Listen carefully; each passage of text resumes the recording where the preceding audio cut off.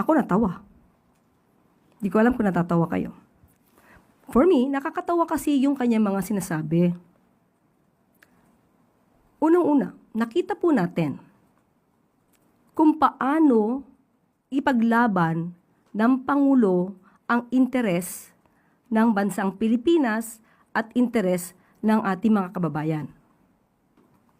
Marami na ang humanga at ipinakita na sang-ayon sila kung ano ang stance ng Pangulo patungkol sa ating soberanya.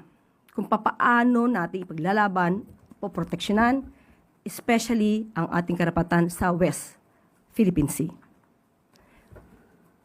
Ang nakakapagtaka ay wala namang binanggit si Secretary Gibo kung sino yung mga opisyal na kung kayo ay hindi sang-ayon sa interes ng Pilipinas patungkol sa West Philippine Sea, ay kayo mag-resign.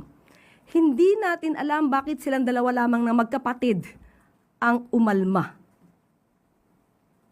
Minsan kasi pagka ikaw ay natutumbok, kahit hindi ka pinangangalanan, most probably ikaw ay nagre-react.